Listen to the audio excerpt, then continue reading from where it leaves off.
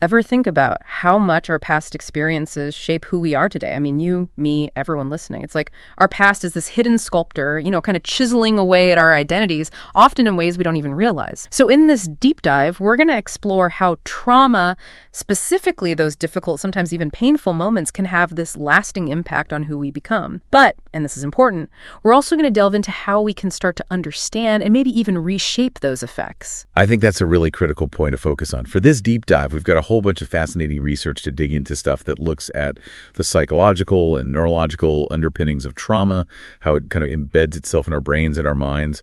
We'll even touch on some ancient wisdom, like from philosophers and spiritual traditions, on how to deal with hardship and, come out stronger on the other side. Exactly. We'll be talking about those big names in psychology, Freud, Jung, the ones who really tried to map out the hidden parts of ourselves and those unconscious drives that, drive us. We'll also get into the nitty-gritty of how trauma can actually rewire our brains, impacting areas like the amygdala, the hippocampus, and the prefrontal cortex. And then, just to mix things up, we'll sprinkle in some wisdom from philosophers like Nietzsche and touch on the core principles of Buddhism and Stoicism, all of which offer practical tools for change, stuff like mindfulness, CBT, and those body-based practices like somatic healing. The aim here is pretty straightforward. We're going to distill the most important stuff from all these different sources and give it right to you, the listener.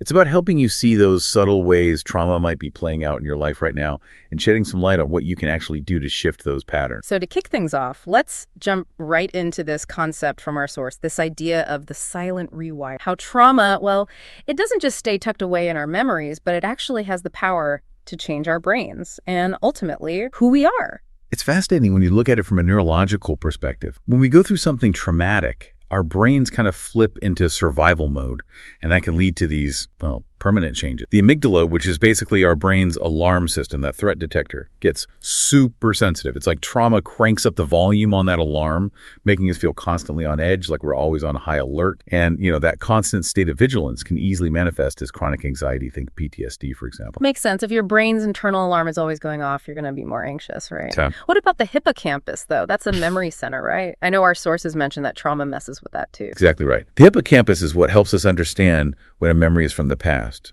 to file it away properly, so to speak. But when it's weakened by trauma, that process gets disrupted. It's like the brain can't stamp the memory with a clear, this happened in the past label. And that's why flashbacks can feel so incredibly real, so vivid. It's like the event is happening all over again right now because the brain isn't effectively signaling, hey, this is over. Wow, that explains so much. I've heard people describe traumatic memories like they're reliving them in the present, and that whole time-stamping thing really makes it click. So then there's the prefrontal cortex, the part of our brain responsible for all the higher-level thinking. What happens to that?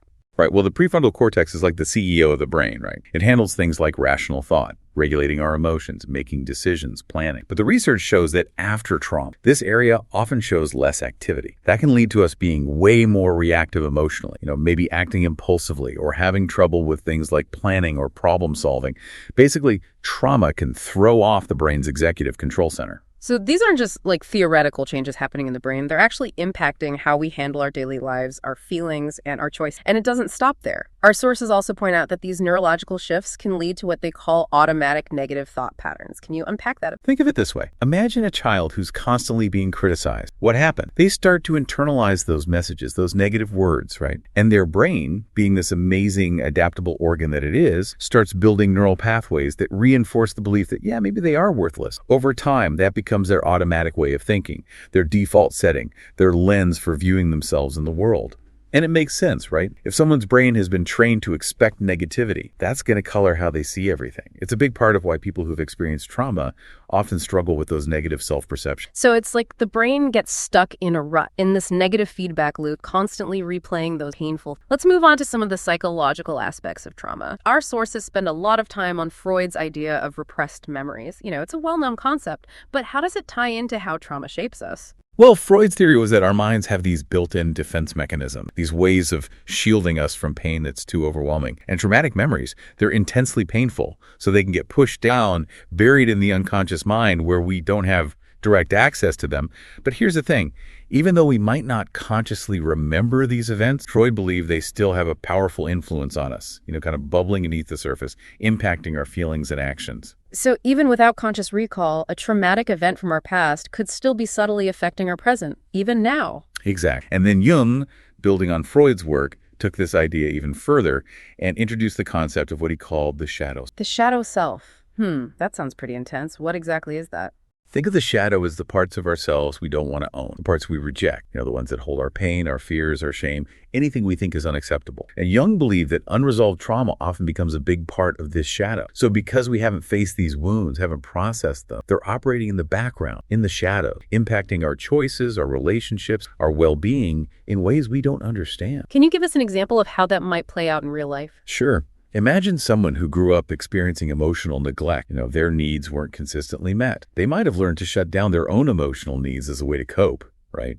But as an adult, that unmet need for love, for connection, becomes part of their shadow. So they might end up repeatedly drawn to partners who are emotionally unavailable, unconsciously recreating that familiar pattern of neglect. It's not a conscious choice to be unhappy, but more like the shadow is seeking out what it knows, what feels familiar, even if it's painful. That makes a lot of sense. It highlights how these unconscious patterns can keep us stuck in the, not so healthy cycle. Our sources also delve into this idea of how trauma shapes what they call harmful core beliefs. Those seem to be the underlying assumptions we make about our cell world. Yeah, those are like the foundational beliefs, the bedrock of how we see things. And trauma often leads to negative ones, these deeply ingrained assumptions like, I'm not worthy of love, or I always have to be strong, or the world is a dangerous place, and they become part of our inner story. They color how we interpret things, how we see ourselves, how we interact with others. They're these invisible filters shaping our expectations and behaviors. So these core beliefs, which are born from past experiences, then impact every single interaction we have, almost creating a self-fulfilling prophecy, right? It's like our past is casting a long shadow over our present. This leads us to something that seems kind of counterintuitive at first, something our sources call the paradox of suffering and the seeds of resilience. This is a key concept to grasp. Freud had this idea he called repetition compulsion. It's this unconscious urge to recreate traumatic experiences, not because we want to suffer, but because we're unconsciously seeking that sense of familiarity. Even if that familiarity is painful, there's something about it that feels predictable, that feels, in a messed up way, safe to the traumatized mind. You see it in people who always choose emotionally unavailable partners, or those who keep finding themselves in these chaotic or even abusive situations. It's like that familiar pain, as awful as it is, feels somehow more manageable than the unknown, than the possibility of something healthy and new. Right. And this connects to another psychological concept, projection. That unresolved pain we carry, it can get projected onto others, making us misinterpret their actions and intentions. Someone who's been deeply hurt by rejection might constantly see rejection everywhere, taking any neutral comment as a sign of disapproval or abandonment. That can lead to them being defensive, pushing away the very people who could offer support and connection. It's that paradoxical thing, finding comfort in familiar pain, even when it keeps us stuck. So this sounds like a really tough cycle to break, but our sources also offer a glimmer of hope here, right? They point to people who not only survived trauma, but actually found deep meaning in their suffering. Viktor Frankl is a powerful example. Viktor Frankl's experience in the Nazi concentration camps and how he developed logotherapy from that, it's just remarkable. Logotherapy is this idea that our main drive in life is to find meaning, even when we're facing immense suffering. And that search for meaning, it becomes this path to resilience, to healing. Imagine the horrors he endured. But he made this conscious decision to see himself as more than just a victim, to define himself by something bigger than his circumstance. His book, Man's Search for Meaning, it's this incredibly powerful testament to the human spirit's ability to transcend even the most horrific experiences. It's almost hard to fathom the sheer willpower it took for him to choose meaning in the face of such dehumanization. It really is inspiring. It shows that even in the darkest of times, that human capacity for resilience and growth, it's still there. And our sources also mentioned Dr. Gabor Mate, who also had these early life experiences that profoundly shaped his work on trauma. Dr. Mate, being a Jewish infant during World War II, that experience of early separation from his mother, the constant fear, it deeply affected him. And you could see how it led to this lifelong sensitivity to the pain of others,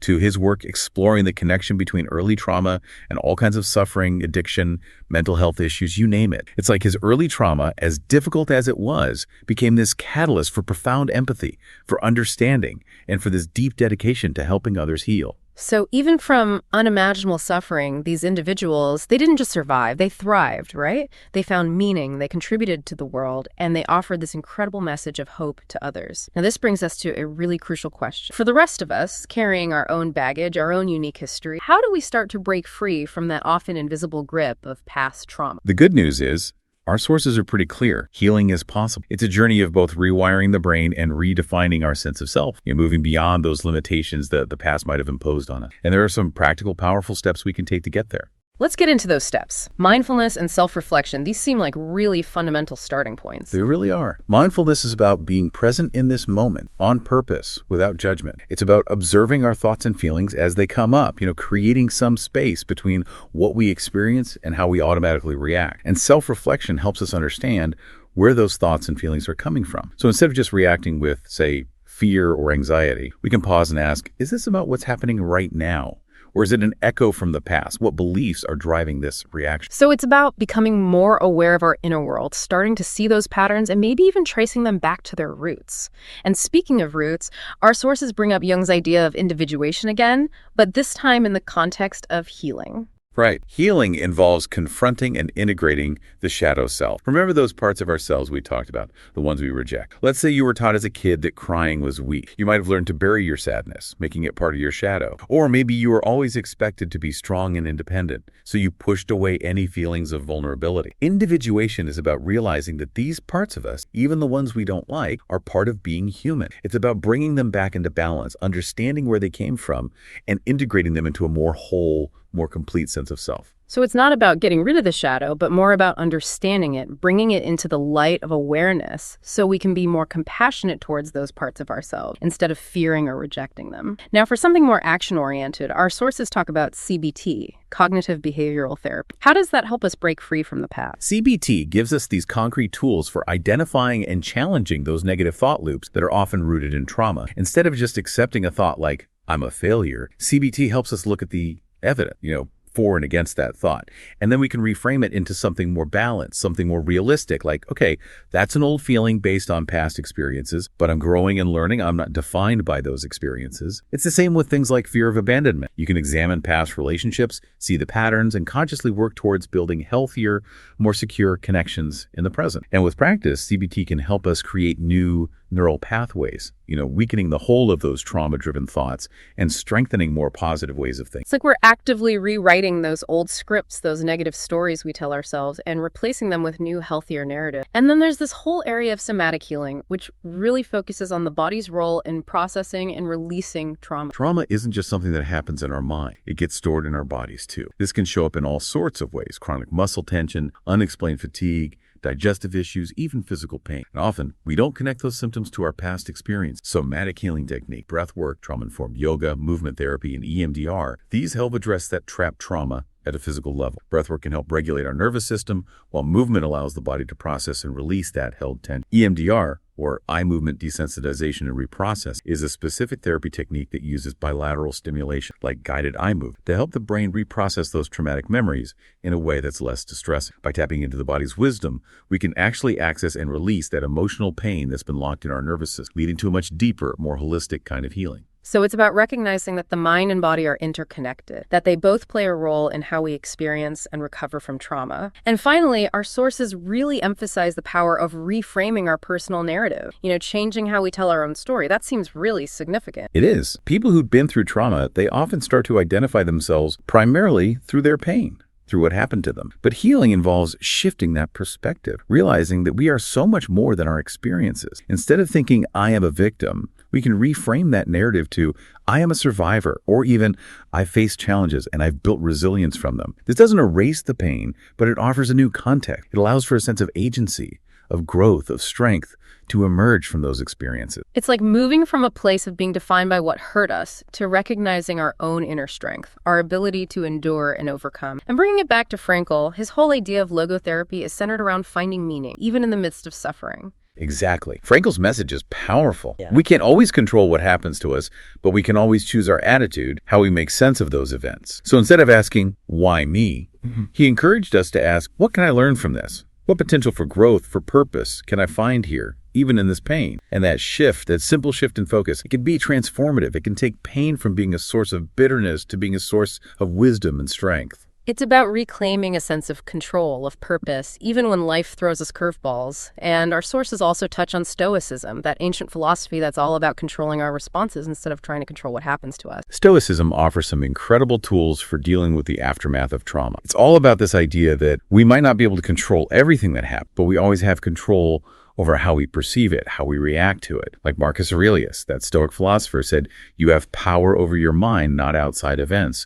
Realize this, and you will find strength." And Epictetus, another Stoic, really emphasized this. It's not what happens to you, but how you react to it that matters. So instead of reacting automatically based on those old wounds, those ingrained patterns, we can choose our response. And that choice is where we find our power. It's about reframing those struggles, seeing them not as insurmountable obstacles, but as opportunities for growth, for exercising our inner strength. So tying all of this together, the big takeaway from this deep dive seems to be this. Trauma can have a huge lasting impact, but it doesn't have to be the end of our story. It doesn't have to define us. Healing can be tough, but the potential for transformation, for finding a new sense of self, it's there. Absolutely. We've looked at all these different ways trauma affects us in our brains, in our minds. We talked about the shadow self and those hidden influences, those ways we can sometimes get stuck in familiar pain, all these different tools for rewriting our internal scripts and moving toward healing. And what's crucial for everyone listening to remember is that, as our sources point out, so many people are walking around with the effects of past trauma without even realizing it. They might think their fears, their self-doubt, those easily triggered emotions are just part of who they are. This brings us to a final thought, something to ponder as we wrap up. We've talked about Frankl, Dr. Mattei, Jung, all these people who took their pain, their struggles, and turned them into something powerful, something meaningful. And this is a question for you, the listener. What meaning, what strength can you draw from your own experiences, from the challenges you face? What potential for growth might be hidden within those very experiences? It's a powerful question to sit. We encourage you to reflect on how trauma, in all its might have shaped your story, and to consider what one small step, one brave step you might be willing to stand. Remember, healing isn't a journey, and sometimes the most important step, acknowledging that the past can still have a hold on even now.